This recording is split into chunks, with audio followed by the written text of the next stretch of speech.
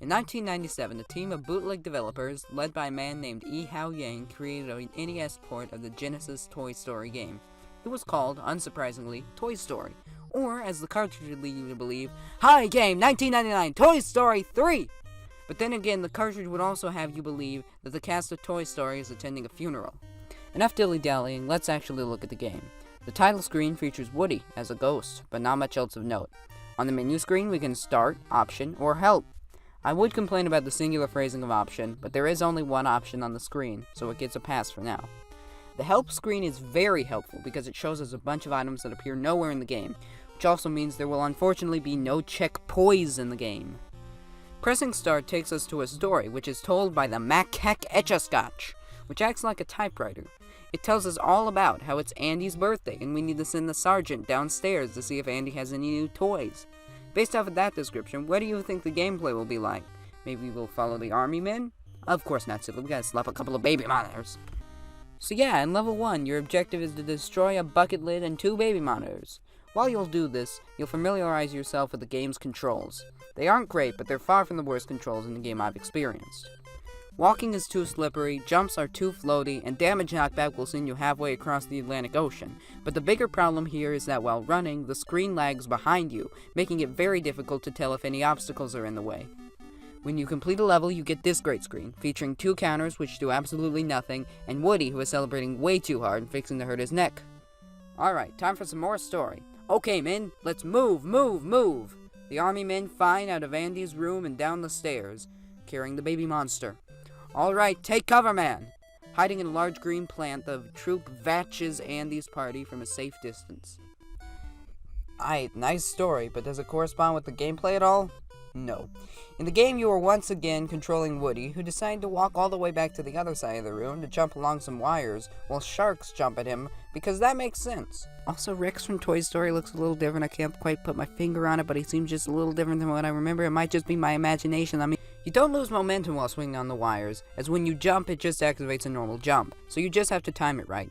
It's not that simple though, as this is filled to the brim with jumps that require precise timing skills, which I don't possess. But fortunately for me, I can just call the shit of a horse and get away with it, cause it's a bootleg. Anyways, it's time for more story. Andy's excited about his new toy, so we better go look. Wello, are you at Andy's new toy?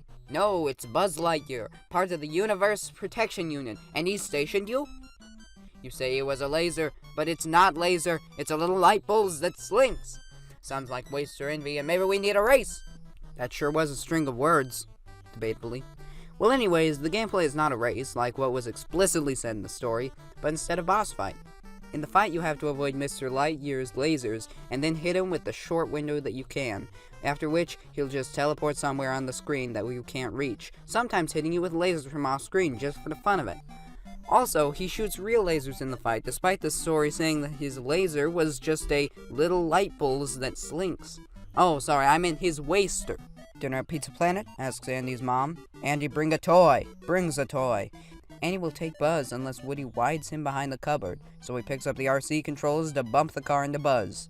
Based off of my experience with this game so far, I would bet that we will not be in anything related to the RC car. You'll be having another platforming level or something like that. Well, I know the gameplay for once, and only once, follows the story.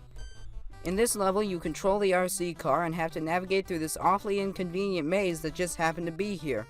On your way to bump Buzz with the RC car, you have to collect replacement batteries to keep the car moving. I think my first attempt at this section describes the controls pretty well.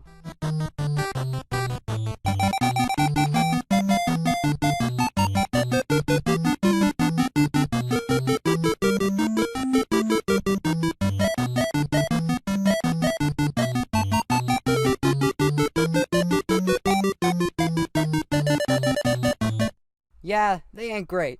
After a few minutes plagued with bad controls and questionable collision, I finally bumped into Buzz and finished the level.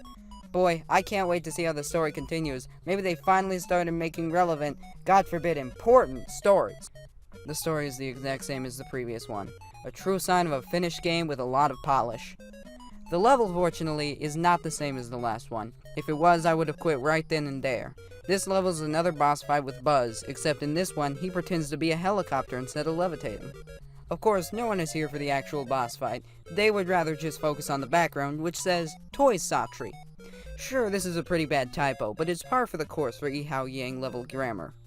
As for this boss fight, it's actually easier than the first one, as you just have to wait for Mr. Lightyear to calm the hell down, then hit him.